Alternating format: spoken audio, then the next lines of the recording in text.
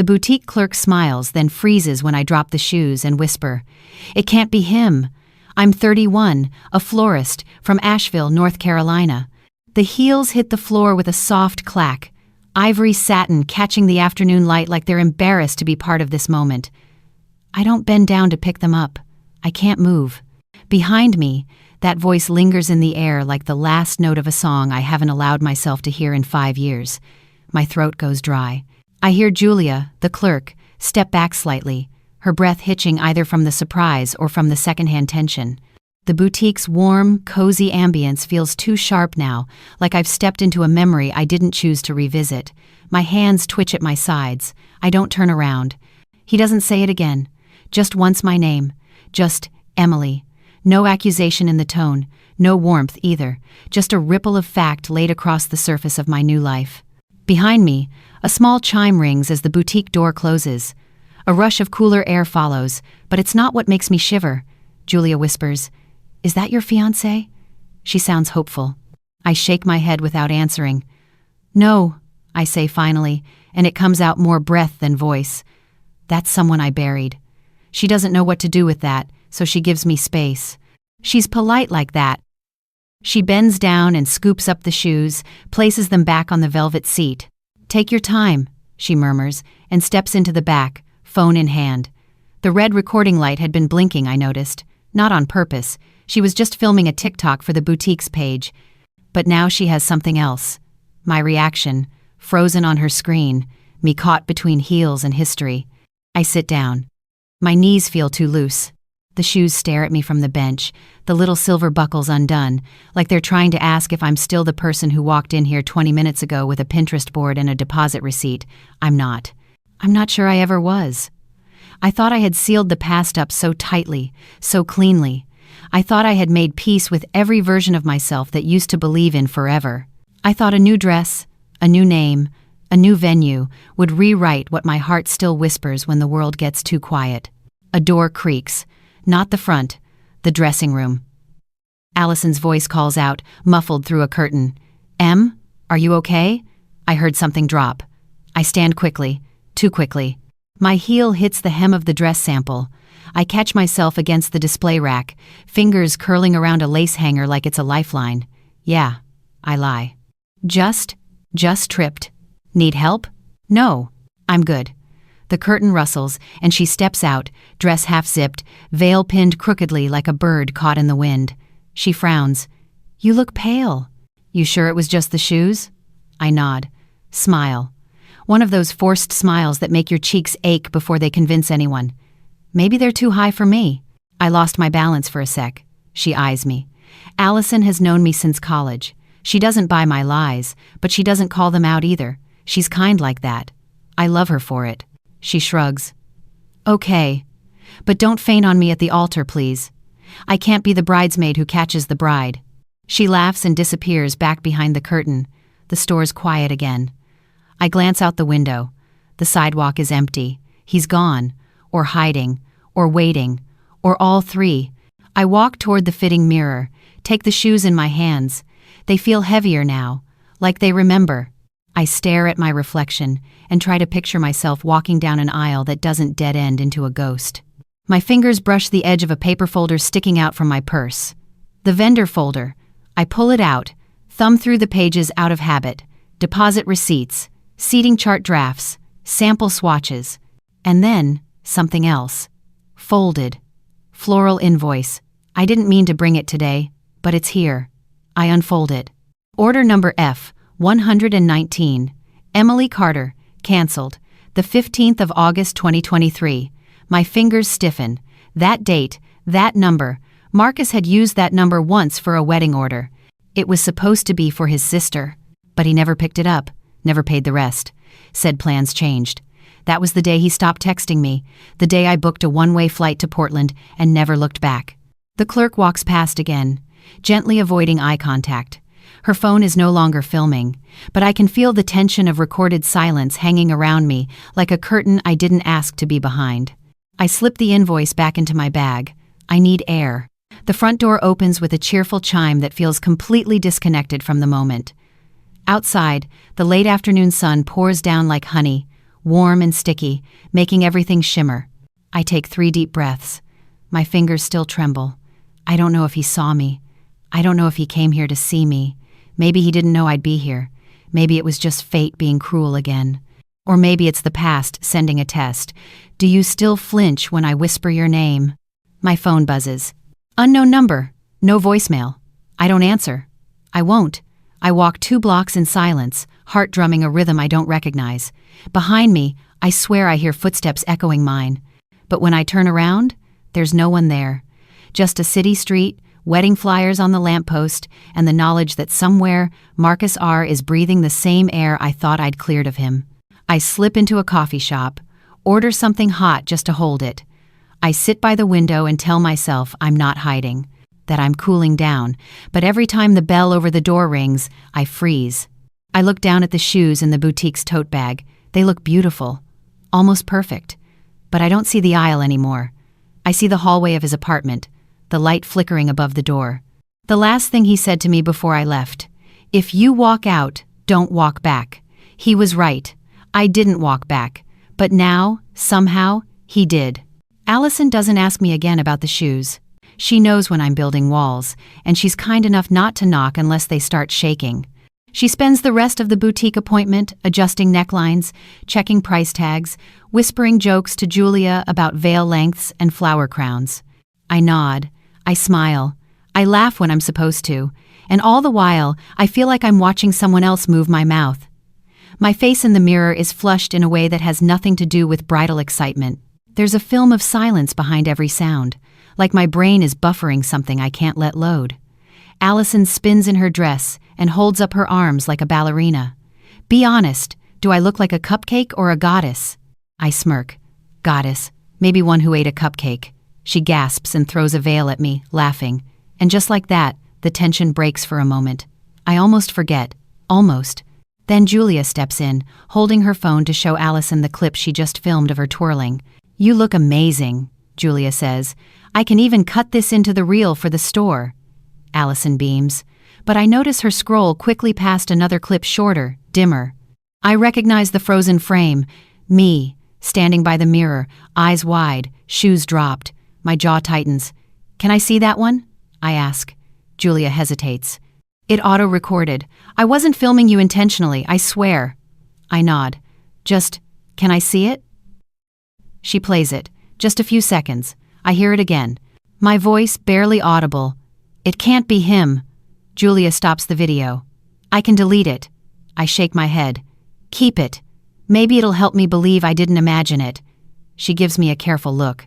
The kind people give when they don't know whether they've witnessed something magical or devastating. On the way home, Allison insists on getting us smoothies. "For blood sugar and bridal sanity," she jokes. I let her go in alone and sit in the car, staring at the rearview mirror, watching strangers pass. Every man with a gray coat makes my chest thud for half a second. I hate that. I hate how quickly the past takes up space again like it never left. When Allison returns, I try to seem normal. "Thanks," I say, taking the smoothie. "Strawberry banana," she always remembers. "Are you sure you're okay?" she asks gently. "You've been weird today." "Just nerves. Dress shopping is stressful, and heels are evil."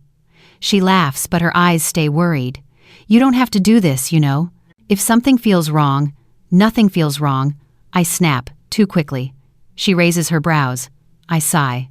"Sorry. I just want everything to be right." "Right doesn't mean perfect," she says. "Sometimes it just means honest." I nod but look away. The word honest feels sharp right now, like it's pointing at something I've taped over too many times. Back at my apartment, the quiet is a relief and a threat. The walls here are filled with carefully chosen things: eucalyptus wreaths, framed photos, books I never finished. None of them have his fingerprints. That was the point. I built this space to be clean.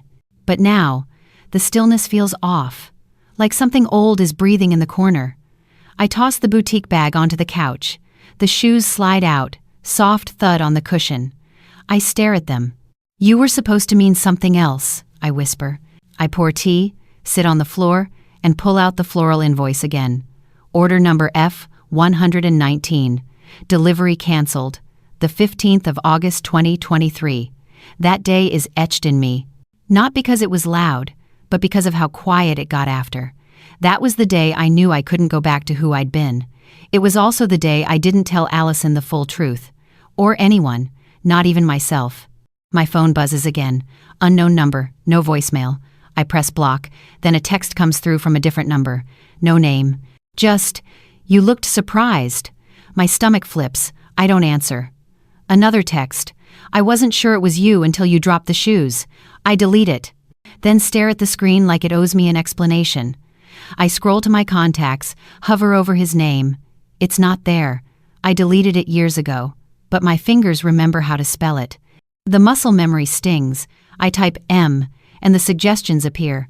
I freeze. There it is. I must have saved it once under something else. M, no call. I laugh bitterly. Even then I knew he might come back. My thumb hovers over it. I don't tap. I don't block. I just let it sit there like a wound I won't touch yet. Later that night, I dream of hallways. Long, white, with flickering lights. I'm barefoot, carrying those shoes in my hands. The sound of his voice is just ahead, but I can't see his face. I wake with my heart pounding, hands curled around the pillow like I'm trying to keep it from floating away. I get up, shower, try to pretend I didn't dream. I put on lipstick like armor. I go to work. The shop smells like roses and eucalyptus and patience. I arrange centerpieces for someone else's wedding. I focus on symmetry and color theory, but my fingers move slower today. At noon, a courier arrives with a check for the last bridal order. I sign for it, glance at the envelope. Return address, R. Marcus, event co-coordinator. My breath catches. I look again. No mistake, it's him. He sent the payment. For someone else's wedding. For mine? For his sister's? I don't know. My legs feel shaky. I thank the courier and close the door gently. Then I lock it. I sit behind the counter and unwrap the invoice inside the envelope. It's mine. My handwriting. My order. Peonies, ivory. Roses, soft coral. Notes. Delivered day of, noon sharp. But there's a new note beneath, in darker ink. Replaced with lavender. Refund enclosed. I flip the envelope. A check is clipped to the corner. Amount: $215.14. Memo: for what I owed and for what I took. No signature, just that sentence. I stare at it for a long time. My tea goes cold, my plans too. Lavender, he knew. That was the flower he used to say reminded him of my hands, soft and strange and calming. He knew I'd understand, and he knew I'd find it. I fold the invoice again, slower this time. Place it back in the folder. Then I reach for my laptop. I open the wedding spreadsheet. I scroll to the floral tab. My fiancé's name, Ben, is listed next to mine on the form. Nothing's changed. Everything's changed. I close the file. For now. That night, I don't dream. But I wake twice, just to check the lock on my front door. I don't know what scares me more. The thought of Marcus coming back, or the thought of what I'll do if he doesn't. The day after the courier came, I don't open the shop. I put the closed sign on the door, draw the blinds, and sit in my little kitchen with a half-burnt piece of toast and tea that tastes like nothing. The check is still on the counter. I haven't cashed it. I haven't told Ben. I haven't told Allison. I tell myself I'm just waiting for clarity, but really, I'm stalling. The weight in my chest isn't guilt. Exactly. It's something heavier, something with roots. I fold and unfold the envelope until the corners fray. His handwriting is still in my head, looping through memories I swore I locked. That's what this is about, isn't it? Not just that he showed up, not just the text, or the florist invoice, or the check. It's the fact that he's found a way to step into the wedding without even being invited. A whisper in the flowers. A signature I can't trace. A silence I can't explain.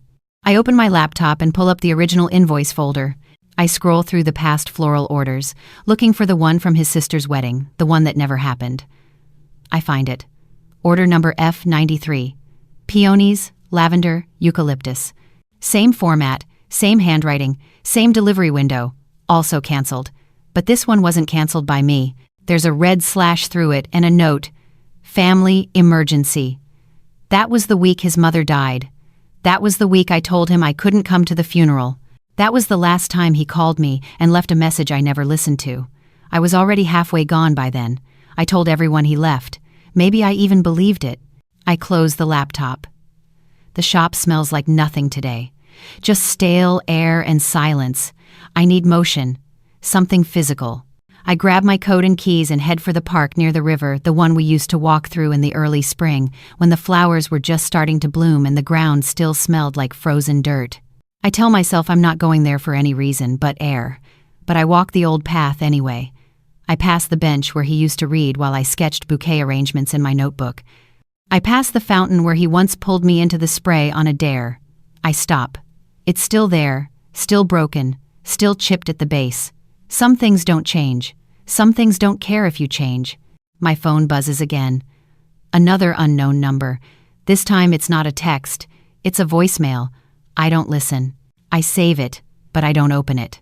I just let it sit there in my notifications like a truth I'm not ready to unwrap. I sit on the bench and watch an older couple feed ducks near the edge of the water. They look like they've shared every Sunday for 20 years. I envy them. Not for the love, but for the simplicity, for the lack of ghosts. Later that evening, Allison drops by with a bottle of wine and a box of leftover cupcakes from a bridal fair. "You've been MIA," she says. "Either you're planning a surprise wedding or you're spiraling." "Somewhere in between," I say, taking the bottle. She raises a brow. "Everything okay with Ben?" "Yeah," I say too fast. "He's great. It's just, the flower order's been weird. The vendor canceled some stock. I had to rework the layout." "Need help?" she offers. "I'm a master at spreadsheets after 3 mimosas." I laugh. It feels good for a second. Then I remember the envelope on the counter, and my face falters. She notices. Her voice softens. "Talk to me. You've been off since the boutique. What happened?" I almost tell her. I almost say his name. I almost say, he was there, or he sent me something, or even he's trying to worm his way back into a day that doesn't belong to him. But I don't. Instead, I say, "I saw someone I used to know." She waits. It shook me up. I thought I was past it, but I guess grief doesn't always die when you bury it. "Was it someone who hurt you?" I hesitate. "No," I whisper. "Someone I hurt." Allison doesn't push. She just pours wine, sets a cupcake on a plate, and sits beside me on the floor like we used to do in college. We talk about nothing. Wedding favors, menu options, songs for the first dance. But the whole time, I can feel her holding the silence around my words like a gift she's not allowed to open. When she leaves, she hugs me tighter than usual. "Whatever it is," she says, "you don't have to carry it alone." I nod. But we both know I will. That night, I finally play the voicemail. His voice fills the room, softer than I remembered, a little cracked. "I didn't come to ruin anything," he says. "I just needed to see you once. That was the deal I made with myself, just once." Pause. "You looked happy. That's good. That's all I needed." Click. End. I listen again. This time I catch something I missed before. In the background, barely audible, a store chime. A woman's voice. "Julia, maybe. You can't film here without permission." Then silence. I picture him standing just inside the bridal store, watching me hold up the heels, not knowing whether to say my name or turn and disappear. I wonder how long he stood there.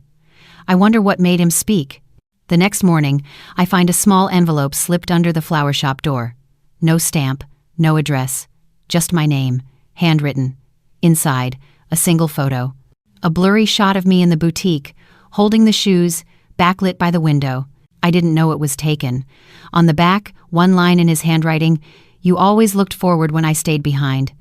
I sit on the floor for a long time, photo in one hand, check in the other. I think about all the ways I've tried to rewrite the past by renaming it, by filing it under mistake, or lesson, or what if. But this is something else. This is someone I left before I asked if he wanted to be left. I pull out the wedding folder again. Under the floral tab, I add a note. "New arrangement approved. Replace peonies with lavender." I don't know why. Maybe I'm surrendering. Maybe I'm taking back the power of choice. Maybe I'm finally walking barefoot into the part of myself I've tried to silence. Tomorrow, I'm going back to the boutique. I'll try on the dress again. I'll look in the mirror and ask myself who I'm becoming. I don't know if I'll like the answer, but I'm done pretending the past doesn't leave fingerprints on the future. The boutique looks exactly the same, but it feels different when I walk in alone. The light seems harsher, the mirrors too wide. The shoes on the displays feel like they're waiting for me to pretend again. Julia greets me with a cautious smile. "Back for round 2?" she says lightly. I nod. "Thought I'd try one more dress, something simpler." She watches me carefully, like she's trying to figure out what version of me has returned. "You okay?" she asks. "You left kind of fast last time." "Yeah," I say, forcing a smile. "Just a weird day. I'm fine now." It's a lie, but it's the kind that sounds practiced. She lets it go. She's polite like that. I follow her to the back racks while she hums softly, pulling down options. The boutique is quiet today. No other brides, no Allison. Just the two of us and a few mannequins dressed in promises. She brings me a dress with lace sleeves and a low back. "Want to try this one first?" she asks. I nod. "Sure." In the dressing room, I peel off my coat and stare at myself in the mirror before I even try the dress on. My face looks calm, too calm, like it's decided to freeze before anything can melt. I step into the dress. It fits better than it should, almost like it's mine already. I run my hands over the fabric and try to imagine walking toward Ben. I can't. Not today. All I see is the past standing in the doorway, saying my name like it never forgot how. When I step out, Julia's waiting, phone in hand. "Mind if I record a little? Just for your private preview." "I won't post anything." I nod slowly. "That's fine." She hits record. I walk toward the mirror. I adjust the sleeves. I look composed. But inside, I'm standing on a wire stretched between then and now. She tilts the phone. "This angle's beautiful," she says. "You look." She trails off. I follow her eyes. The boutique door opens, and just like that, it's not quiet anymore. He's standing there, the man I tried to bury under vows and timelines and bridal checklists. He looks the same and not the same. His hair's shorter. He's wearing a charcoal coat I've never seen. But his eyes are unchanged, dark, steady, unblinking. Julia's phone is still recording. Her hand drops slightly, but the red light stays on. "Emily," he says. "That's all. Just my name. Again." And suddenly the floor is gone. Julia looks between us. "Should I?" she begins, but I raise a hand. "It's okay," I say. My voice sounds flat, paper thin. I turn to him. "Why are you here?" It comes out low, sharp, not the way I planned. He shifts his weight. "I didn't expect to see you again. Not like this. Then you should have stayed gone." He doesn't flinch. "I know." Julia quietly steps to the side, retreating toward the desk. Her phone is still in her hand. Still recording. I don't care. I want it documented. I want proof that I didn't imagine any of this. He takes a slow step forward. "I left something for you." "I got it." "The check?" "The photo. The invoice. The words you didn't say 5 years ago." He breathes in. "I tried to. You never picked up. I wasn't ready to hear them, I admit. But you still owed them." "I know." A beat of silence stretches between us. The boutique feels smaller now, like the walls are leaning in to listen. "Why now?" I ask. "Because I saw your name on the vendor list," he says quietly. "And I needed to know if you were really okay." "So you just walked in?" "No," he says. "I walked by. 3 times.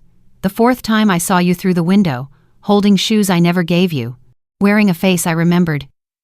You should have kept walking." "I know." But he didn't. That's the problem. He never knew when to stop loving things that didn't belong to him anymore. Julia clears her throat softly. "Do you want me to stop filming?" she asks. "No," I say without looking at her. "Keep it." He blinks. "You want this recorded?" "Yes," I say. "Because I'm tired of trying to explain you like a ghost. Maybe if I watch this later, I'll believe I made the right choices." He nods slowly. "I didn't come to change anything. I just needed to see you standing." "Why?" "Because the last time I saw you, you were leaving, and the last time you saw me, you said nothing." He's quiet. Then, "I thought if I said something, I'd stop you, and I wanted you to go." I laugh, brittle. "Then why are you here?" "Because I didn't mean it." He says it too late, too softly. "And I don't have room for it anymore." I step closer, until there's only a breath between us. "This dress isn't for you." I say. This life isn't either. You gave me silence. Now I give you distance. He nods. A little broken, a little grateful. You look beautiful, he whispers. Don't ruin it, I whisper back. He steps away, doesn't turn his back, just walks backward toward the door like he's afraid I'll vanish again. Julia stops recording. The boutique is quiet again. Julia walks up slowly, eyes wide. That was a lot, she says gently. Do you want the video? Send it, I say. Don't cut it. Okay. She hesitates. You handled that like I don't even know. A statue? A storm? I smile. Barely. Maybe both. I step out of the dress slowly. Back in the dressing room, I sit for a long time with the fabric pooled around me like a question. I don't cry. I don't shake. I just breathe. And for the first time in days, the breath comes all the way out. When I get home, I hang the dress bag on the back of the bedroom door and stare at it like it's breathing. It doesn't feel like mine anymore. It doesn't feel like it ever was. The boutique's silence is still ringing in my ears. The way his voice filled that space, meant for silk and laughter and soft yeses, felt like a trespass. But maybe I invited it. I told Julia not to stop recording. I told him not to deny it. Maybe I needed the wound film to believe it was real. Maybe I needed evidence that I survived it. That night, I don't eat. I don't cry. I just sit in the living room, phone off, lights dim, replaying the moment again and again in my head, like I'm watching someone else's life fall apart in slow motion. The calm I kept in the boutique feels artificial now, like a performance that ended the second the door shut behind him. He looked older, not tired, not broken, just more certain. Like he came not to ask for me back, but to leave something behind. I don't know what to do with that. The next morning, Allison texts, "Need brunch. Deserve waffles. I'll pick you up at 11. I consider canceling. But avoiding her will only sharpen her suspicion, and I'm too worn out to lie with words. I'll lie with smiles instead. I get dressed slowly. Pick a soft sweater, something that feels like armor made of silence. At 11:02, she honks. I force a grin as I get in the car. You look like you either haven't slept or you've solved all of life's problems, she says. Both, I reply. One leads to the other. You gonna tell me what's been going on? Or do I have to wineboard you later? I shake my head. It's stupid, old stuff. I just saw someone from before. Before Ben? I nod. Way before. Ex? I hesitate. Sort of. Oof. That explains the cloud over your head. She gives me a sidelong glance. You okay? Yeah. I lie smoothly now. Just weird timing. You don't have to explain, she says, but you do have to eat carbs. Unquote. We get to the brunch spot, a little cafe with mismatched mugs and walls lined with postcards. She orders pumpkin waffles. I order tea. I don't touch it. Allison rambles about bridal fittings and seating chart chaos. I smile. I nod. I make mental checklists of everything I'll never say out loud, like how the sound of his voice made my knees go soft. Like how I wanted to scream in that boutique, but something deeper told me to stay still and let it happen like a reckoning. Like how I wondered if Julia would post the video anyway and force the truth into the world for me. Back at home, I check my email. Nothing from Julia. I open the florist folder again. I reread the invoice. I reread the check. I put both in a shoebox under my bed and tell myself it's over. That I have all the closure I need. That the wound is clean now. But I know better. I know wounds don't close just because you stop touching them. They seal in silence, in shame, in unfinished sentences. I lie on the couch with my eyes closed and picture the photo again, the one he left. Me, holding the shoes like I'm cradling glass. Me, standing in the light but looking down. Later that evening, Ben calls. He's at a work dinner in Raleigh. I tell him everything's great, that Allison and I had brunch, that I love the new dress. Can't wait to see it, he says. You'll look stunning. You always say that, I tease, because it's always true. I close my eyes. I want to believe him. I want that to be the only voice that matters. But my head is full of echoes. I hang up and press the phone to my chest like it might muffle the memory. That night, I dream I'm in the boutique again. But this time, no one's there. Not Julia, not him, not me, just the shoes, spinning slowly on the mirrored floor.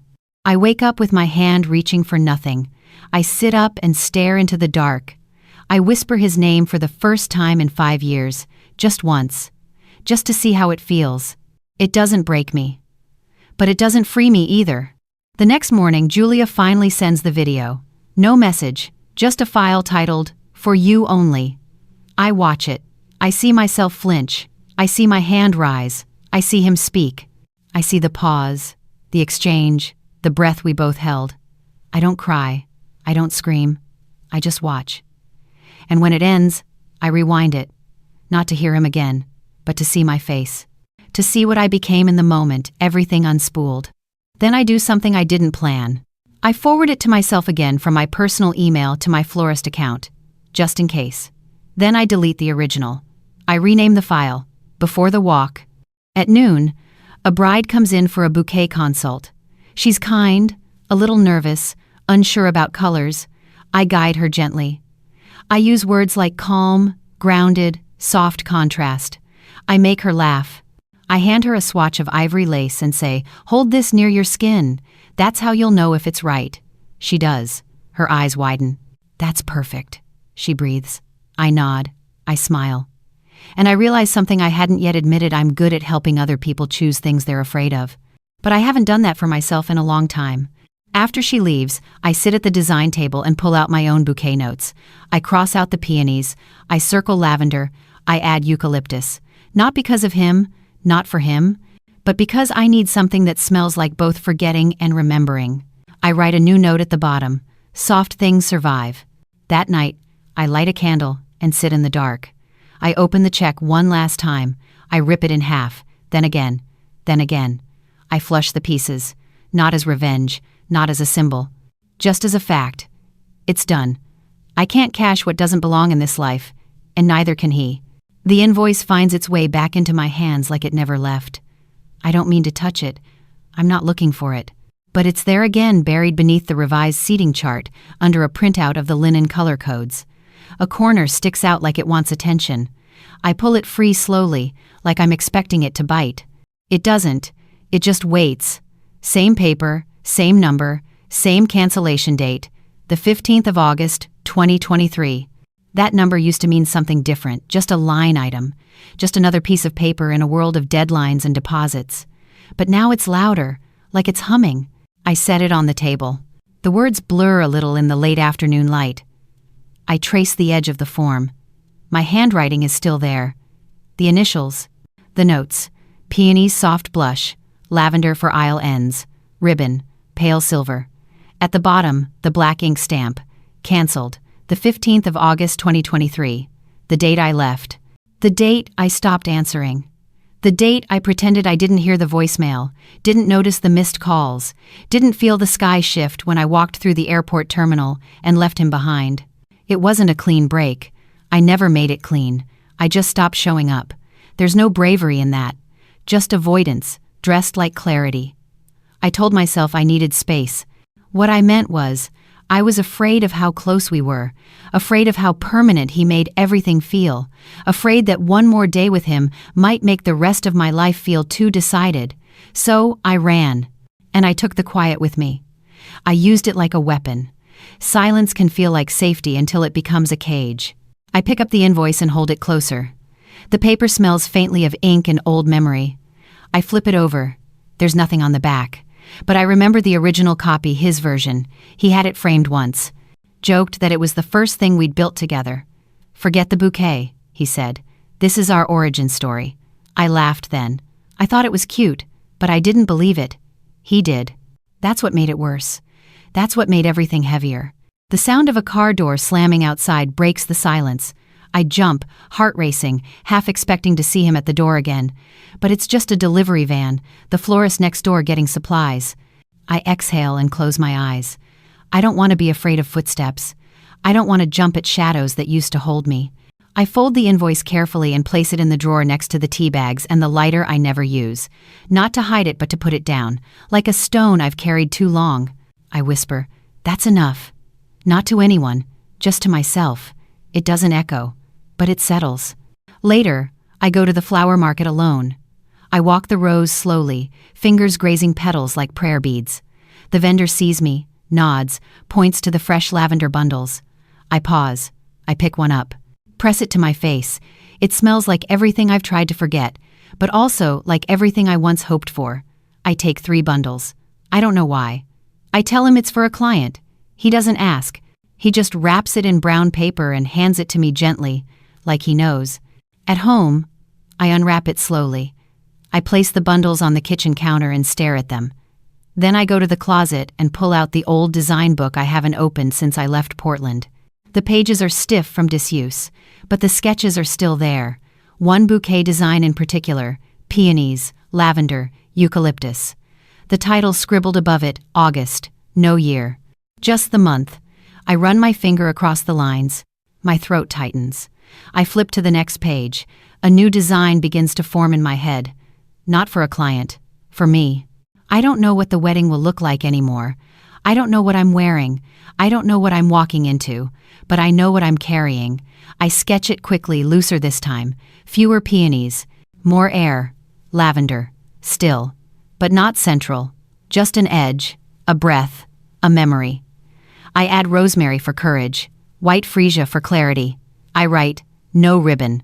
Then I write, this one's mine. The next day, I visit the venue. I tell them I want to see the space one more time before finalizing the layout. The coordinator walks me through the hall bare now, with only folding chairs in stacks and linens still in plastic. She walks ahead. I walk slower. I reach the end of the aisle and stop. I picture it. Rows of faces, 100 eyes, 1,000 assumptions, and me, walking toward a future I chose. I whisper it again. This one's mine, and it was our due. Back at the shop, I reprint the invoice. Not the old one, a new one. Fresh paper, new number, order number F211. I type the flowers: freesia, lavender, rosemary. I add a note: for delivery, noon, day of. I save it. I don't cancel this one, I sign it, my full name. Then I go back into the apartment and light the lavender bundles. Not all of it, just a sprig. Just enough to fill the room with the scent of almost and once and not anymore. I open the window and let the smoke drift out. I imagine it carries the last of the questions with it. I don't know where he is now. I don't know if he watches the boutique's videos or checks my shop's Instagram for signs of my life. I don't know if he wonders what I'm thinking when I hold his photo in my hands, or if he regrets the way he stood there with my name on his lips and no claim behind it. But I know this. I am not walking backward anymore. I whisper it one last time. To the air, to the flowers, to the girl I used to be. We don't owe every history a home. The flower shop is closed when he knocks. I'm not surprised. I don't jump. I don't even flinch. I just stand behind the counter, hands still buried in ribbon and rosemary stems, and wait for him to knock again. He does, once. Then silence. I walk to the door and pause. The glass fogs slightly between us. He doesn't try to look in. He's staring at the sidewalk like it might tell him whether he should be here. I unlock the door and open it halfway. No words, just air between us. He looks up, the same eyes, this time tired in a different way. Not from waiting, from letting go. He says, I won't stay long. I nod. Then come in and say what you came to say. He steps inside. His hands are in his coat pockets. He scans the room like he's seeing it for the first time, and the 100th. The lavender is everywhere. Hung, wrapped, waiting. He doesn't smile, but something in him softens. You changed the shop, he says. You used to hate dried stems. People change, I reply. Even florists, especially florists. He half smiles, but I don't return it. He walks to the center table and picks up a single sprig. He holds it for a moment, then sets it back gently. I watched the video, he says. Julia sent it to you? No. It found its way to me. I pause. Of course it did. You looked like someone who finally remembered how to stand still. I felt like someone remembering how to leave. He nods. You didn't owe me anything, you know. Maybe, but you owed me something. And you gave it to me too late. I know. Silence again. Not tense, just full, like there's nothing left to name. I'm getting married, I say. Not for effect, just for truth. He nods. I figured. He's kind, steady. He doesn't chase ghosts or hold on too tight. That's good. I exhale slowly. You used to think I belonged to you. I think we both thought that, until you left. No, I left because you stopped asking me to stay. He closes his eyes. I didn't think I deserved to. You didn't, I whisper, but I wanted you to try anyway. A long beat passes. Then I say it quietly, firmly, like a door clicking shut. Marcus. He opens his eyes. Yeah, don't come to the wedding. I won't. Don't send flowers. I wasn't going to. Don't write me again. Okay, he swallows. Can I ask one thing? If you must, was I ever enough? I pause. You were never not enough. You were just too much for who I was then. His mouth twitches, like he might cry, or laugh, or both. That's fair, he says. It's not a wound anymore, I tell him. But it was. And I bled for a long time without telling anyone. Me too. I step back toward the counter.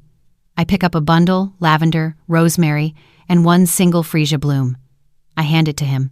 For whatever you're walking into next, I say, don't carry this behind you. He takes it like it's fragile. Maybe it is. Thank you. He walks to the door, opens it, pauses. You'll be beautiful, you know. I already am, I say, even when no one's watching. He nods, doesn't argue, just steps outside. I lock the door behind him. The glass fogs again, but this time, I don't wait for it to clear. I turn off the lights and let the shadows hold me. I don't feel broken. I don't feel relieved. I just feel right. Like I gave something back to the past without asking it to explain itself. The day after Marcus left, I didn't tell anyone. I didn't write it down. I didn't replay the conversation or frame it as a lesson. I just let it live where it belonged between us. I burned the last of the lavender that night. Not as a ritual, not as a goodbye, just as an act of breathing. I watched the smoke curl into the kitchen light and disappear, and I didn't try to follow it. Now, it's 1 week before the wedding. The to-do list is shorter. The flowers are ordered. The final fitting is done. The seating chart is printed. Everything is where it should be, except me. Not in a tragic way, just in a quiet, private way that feels like healing. Ben comes home late from work, still in his blazer, tie half loose, eyes soft when he sees me on the couch with my sketchbook open and tea going cold beside me. You look like someone solving a puzzle with feelings, he says, grinning. I'm redesigning the ceremony arch, I reply. Again. Didn't we approve the final version? We did. I just want something softer, less symmetrical. He comes over and kisses my forehead. Then let it be messy. It's still us. I close the sketchbook and lean into him. His arms wrap around me like something he never has to think about. This is what home feels like, I think. Not silence, not ache, just the absence of edges. We go to the venue that weekend to walk through the ceremony flow. The planner holds a clipboard and reads from her checklist while Ben counts steps from the aisle entrance to the altar. I stand off to the side with a bouquet sample in my hands, rosemary, freesia, white garden roses, no lavender. I cut it from the order without explanation. No one asked why. As we walk through the space together, I glance up at the arch, simple wood, pale fabric, soft lines. The afternoon light pools across the floor like a promise. Ben turns to me, smiling. So, ready? I nod. Almost. You sure? Yeah. I pause. I just want to get the air right. Like I'm walking into something that's breathing with me, not around me. He looks at me for a long second. Whatever you need, I'm with you. I know he means it. Not just as a groom, but as someone who's seen me drift and didn't try to pull me back, just waited until I returned on my own. Later that night, we sit on the living room floor with a bottle of wine and the box of mismatched votives Allison collected from 3 different bridal fairs. These don't match, I say. Not even close. Ben laughs. Maybe they weren't meant to. I hold one up, a tiny glass cup, slightly chipped at the rim. This one looks like it survived something. Perfect, he says. So have we. There's no grand speech, no sweeping moment, just 2 people choosing the same direction at the same time. I lean my head on his shoulder and let the silence wrap around us without pressure. This silence isn't hiding anything. It just is. That's the difference. The next morning, I stop by the flower shop early. The sun hasn't fully risen yet, and the front windows are fogged from the chill. I unlock the door, step inside, and flip on the lights. The scent of eucalyptus and freesia is soft but steady. I go to the workbench and unwrap the final order sheets. Each bouquet tagged, each boutonniere labeled. I run my hand along the boxes and exhale. This is my language, these are my sentences, arranged in petals and stem length and breadth. I open my design book one last time. I flip to the page labeled, "This one's mine." I don't change anything. I just add a final note in the corner. Ben waited for me before I knew I'd left. Allison stops by mid-morning with coffee and too much energy.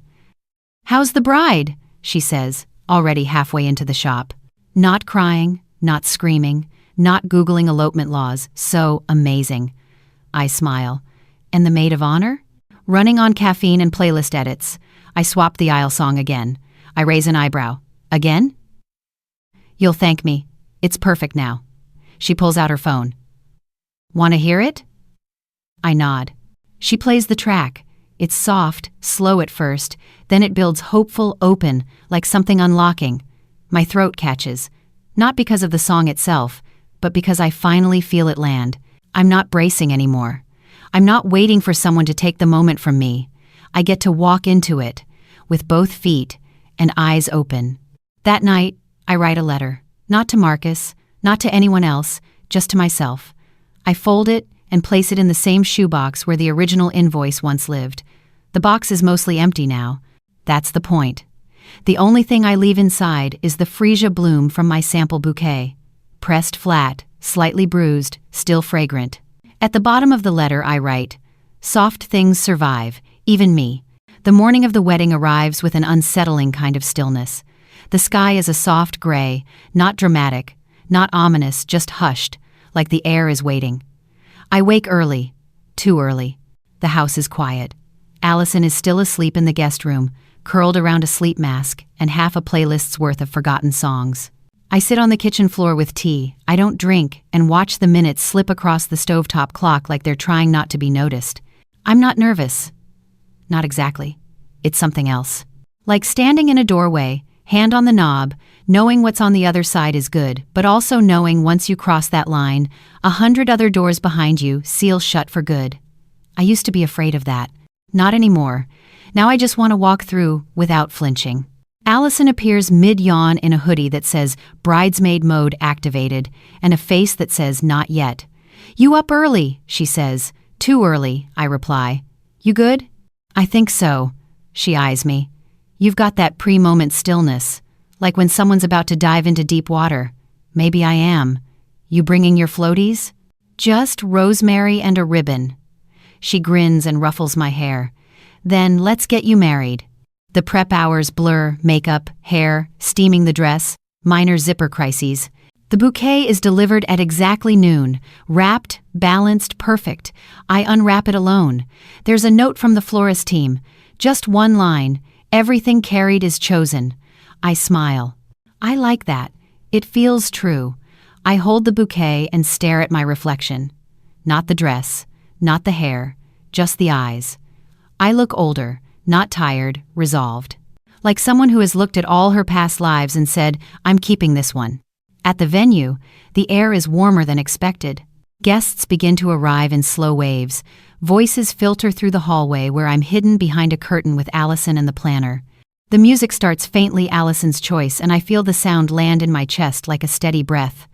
The planner checks her clipboard, does the final countdown, cues Allison to walk. Then she turns to me. "You ready?" she asks. "As I'll ever be." I step forward, bouquet steady in my hands, dress grazing the floor with that soft sound only silk can make. I walk slowly. Not for effect, for presence, for proof. Each face I pass holds its own memory. Ben's cousin who cried at the engagement party, my aunt who taught me how to hold grief in a closed fist, the friend who once told me I was too guarded to love. They're all here, and none of them know the full weight of what I'm walking out of. Ben waits at the end of the aisle, steady, open, not performing. Just there, like always. I meet his eyes and feel everything else fall away. The officiant begins. The ceremony is simple, brief, intentional. No readings, no metaphors, just truth, just choice. And when it's my turn to speak, I don't use the vows I wrote months ago. I speak from right now. I used to think love was something you had to prove, or protect, or predict, but I've learned sometimes it's just something you let be. You've never asked me to become anything I wasn't already. You just stood still while I figured out I didn't have to keep running. You gave me quiet, not as a punishment, as a place, and I found myself in it. That's all I need, that's all I choose, today and after. His hands tightened slightly around mine. Not a squeeze, just an anchor. We finish the ceremony. The kiss is light, real, without performance. Cameras flash, applause ripples. The world doesn't spin. It just steadies. Afterward, while guests file into the reception area, the planner approaches me. "Hey, we just had a weird snag at the admin desk," she says softly. Venue copy of the contract had a strange edit on it. One of the event assistants flagged it. "It's fixed now, but I thought you should know." I blink. "What kind of edit?" She hesitates, then hands me a folded copy. It's the venue contract, my signature, Ben's, the florist details, dates, vendor codes. But then, halfway down the page, faintly scratched out in pen, under alternate contact, Marcus R. Winslow. My hand goes cold. "This isn't in the final copy we submitted," she says. "It looks like an earlier draft. Must have gotten mixed in from a previous event, but the date is identical to yours. Just thought you should see it." She shrugs. "Could be nothing." Then she walks away. I stand there, staring at the name. Not handwritten, typed, as if it was always meant to be there. Like the system had it saved, like the calendar didn't know we'd changed. I fold the paper slowly, slide it into my clutch. Not because I need to keep it, just because I'm not ready to throw it away yet. I walk outside for air. The wind has picked up. Not cold, just moving. I sit on the back step, holding my bouquet in one hand and the folded contract in the other. I breathe. That's all. Just breathe. Allison finds me a minute later. "You hiding from your own party?" Just needed a moment. She sits beside me. Doesn't ask, just watches the wind tug at the ribbon on my bouquet. Finally, I say, "His name was in the contract." She doesn't react, just says, "You okay?" "Yeah," I answer honestly. "It's not a ghost. It's just a shadow now." She nods. Shadows make good contrast. They prove the light's real. I look at her. That was weirdly poetic. Been reading greeting cards again. I laugh, and it feels real, fully, finally. Inside, they're playing the song again. My song. The one I didn't write, but finally heard. I get up, brush off my dress, leave the contract behind on the step, let the wind take it if it wants. Then I walk back in, toward the life I built, toward the one that didn't need a rewrite. The morning after the wedding feels quieter than I expected. Not the kind of quiet that comes from absence, but the kind that comes after something has fully landed. The kind of quiet you earn. Ben is still asleep, one hand stretched toward the edge of the sheets like he forgot he doesn't need to reach anymore. I sit by the window of the little lake house we rented, robe loose, tea warm in my palms, and watch the fog rise off the water like the lake is breathing with me. Everything looks soft this morning. The trees, the light, even my reflection in the glass. I haven't looked this settled in years, not even in mirrors. I open my notebook slowly, no lists, no sketches, no invoices, just one clean page. I write one line, tell him everything. Then I set the pen down. Because sometimes the truth doesn't come from ink, it comes from your mouth, when it finally learns how to move without shaking. Ben wakes with a low groan and a sleepy smile.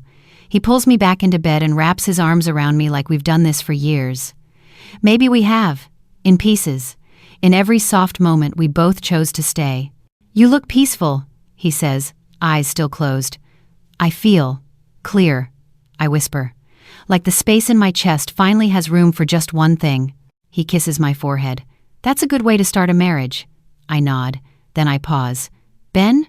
Can I tell you something? Something old?" He opens his eyes. "Of course." I sit up, facing him.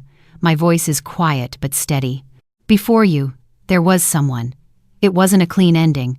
I left. I didn't explain. I thought I had to outrun it."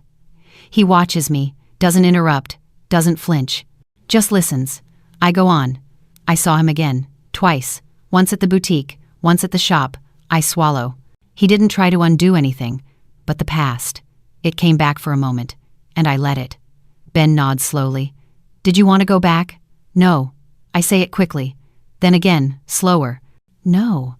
But I needed to see why I ever thought I had to run in the first place, why I thought love was a thing I had to escape before it cost me everything. And now? Now I know it's something I choose, on purpose, not because it's easy, but because you stayed still long enough for me to come home. He exhales deeply. Thank you, he says, for trusting me with it. You're not mad? I'm human, he says. But I'm not afraid. You didn't leave when you could have. You came here. You chose this. That's enough for me. I close my eyes. Let that land. Let it root. Then I whisper. His name was Marcus. I only said it once. On purpose. Ben kisses my shoulder. It's just a name. Doesn't carry you anymore. No, I say. It doesn't. We spend the day walking along the lake trail. We pass families with kids, older couples with matching windbreakers, a woman walking her dog while singing under her breath. The air smells like pine and dirt and late summer endings. I pick up a small flat stone and hold it in my palm. Ben watches me. Skipping it? He asks. No, keeping it. Why? I think for a second. It's the right weight, and it fits my hand like it knows what I've let go of. He nods, doesn't question it, just takes my other hand and we keep walking. That night, I write a letter. This time, to Marcus. I don't intend to send it, but I write it anyway. You weren't the wrong choice, just the wrong ending. We weren't built for forever, we were built for teaching, and you taught me that silence can be love, but it can also be fear. I didn't want to be afraid anymore. I don't hate you, I don't miss you, but I do remember you, not as a threat, as a season. Thank you for what you gave. I'm keeping the soft parts. The rest can go. This predicted. All those now. I fold the letter and tuck it between 2 pages in my journal. Not to preserve it, but to let it live quietly where it can't be loud anymore. Back in bed, Ben is already asleep. I lie beside him and study the slow rise of his chest, the faint crease between his brows that never fully leaves, even in dreams. I press my hand lightly to his back and whisper, "You were the quiet I didn't know I needed. Thank you for waiting." I fall asleep to the sound of nothing. No echo. No chase. Just breath. Just presence. The apartment smells like lavender and dust when we come home. The lavender's not from him. Not anymore. It's from a sachet Allison tucked in my suitcase as a joke. She wrote on it in marker, "For nerves or ghosts." I smile when I see it. I toss it gently into the closet basket and leave the door open. I'm not hiding anything anymore. Ben drops the bags by the couch and flops onto the cushions like he's never known furniture before. "Home," he groans. "At last."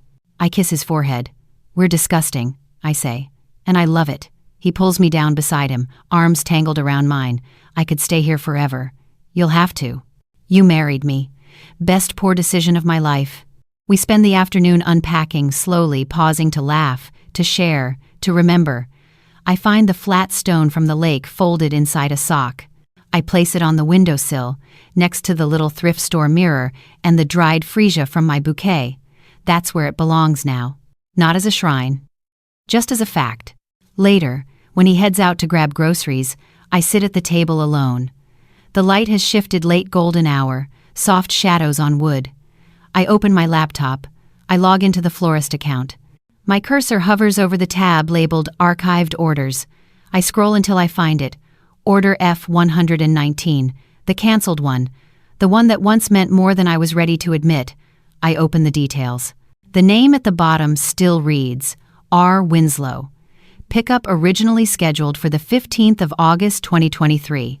There's no rage, no ache, just recognition, like seeing a childhood home on a street you no longer belong to. I hover my mouse over the delete icon. My finger rests. Then I click. Gone. Quietly, completely. And I don't need a ceremony for it. I turn to the file drawer beneath the desk. I pull out the old shoebox. Inside, the last hard copy of the invoice, and a freesia bloom, pressed thin as tissue. I take both out. I fold the invoice in half. Then again. I place it back in the box, but not at the top. I tuck it beneath the first draft of my new bouquet design, the one I named, "This One's Mine." The flower stays in my palm a second longer. Then I slide it into the mirror frame by the window. It fits without bending. I sit with that stillness for a long moment. Then I open my journal and write my final entry. There was a version of me that thought walking away made me strong. Another version that thought staying made me weak. But both were wrong. What makes you strong is learning when to hold your own hand. What makes you whole is realizing you don't have to erase the past. You just have to stop living inside it. I was a girl once, holding wedding shoes like they were lifeboats. Now I am a woman walking barefoot into her own house. That is the distance between fear and freedom. I sign the page with the date. No flourish, no title. Ben returns. He holds up ice cream and smiles like a child bribing his way into bedtime. I got the kind with the chocolate chunks, he says. Because I'm not just a husband, I'm a visionary. Then I guess I'll keep you, I reply, but only if you promise to always bring bribes. Deal. That night, I place the journal on the shelf next to the cookbooks and the plant that refuses to die. Not hidden, not displayed, just there. A chapter, nothing more. And when I turn out the lights and slip into bed beside him, I don't feel haunted. I don't feel triumphant. I just feel mine, completely. Finally, 2 weeks after the wedding, I pick up the photo prints alone. The studio is quiet, walls filled with frozen moments that don't belong to me. A baby yawning, a couple kissing under snowfall, a dog mid-leap. All still, all safe. I give my name, wait by the window, watch the sky shift its color like it can't decide if it's done grieving yet. When the receptionist hands me the envelope, I don't open it right away. I just slide it into my tote bag like it's something ordinary. But when I get home, the house is too quiet to pretend. Ben's at a meeting. The light is slanted across the kitchen tiles just right. The freesia on the windowsill has browned at the edges. Not dead. Just real. I sit at the table and slowly slide the photos out. One by one. They're beautiful. Ben in mid-laugh. My mother holding her necklace. Allison dancing with a drink in each hand. And then there's the one I didn't expect. The one I forgot Julia took, or maybe never knew she did. It's me, standing in the bridal suite. Alone. Holding the wedding shoes in both hands, not wearing them. Just holding them. My head tilted slightly, my face half in sunlight. I'm not smiling. I'm not posing. I'm just there. Still. And for the first time, I understand what that photo captured. It wasn't doubt. It wasn't fear. It was choice. It was me in the breath before. The final inhale before stepping into something I finally knew wouldn't break me. I trace the edge of the print and close my eyes. I remember that exact moment, the quiet, the weight of the shoes, the way the air shifted when I heard my name that day. I remember the voice. Yes. But it no longer feels like a hook. It doesn't tug. It just exists, like background music that faded long ago. I place the photo in a simple wood frame. I write nothing on it. I don't date it. I just set it on the shelf, beside the journal, beside the old bouquet sketch, beside the life I've finally organized. That night, Ben notices the frame. He picks it up, studies it. You look powerful, he says. I look real, I reply. Same thing, he says. Not always. But this time, yeah, it is. We cook together, barefoot, music low, nothing fancy, just roasted vegetables and too much garlic. After dinner, we sit by the open window with 2 glasses of wine and no need for stories. There's a breeze. The ribbon from my bouquet, now tied to the curtain, flutters like it remembers something but won't say what. That's okay. Not everything has to speak. I lean my head on his shoulder. Do you think the past ever really leaves? I ask. He thinks for a beat. No, but I think we stop needing it to explain itself. I nod. Good. I'm done asking. He kisses the top of my head. You don't owe it anything. I know. You owe yourself peace. That too. Before bed, I write one last thing. Not in the journal, just on a scrap of paper, folded in half. I slide it into the pocket of the wedding dress, which now hangs in the back of the closet. I don't plan to wear it again, but I want the words close to it, just once. Soft things survive,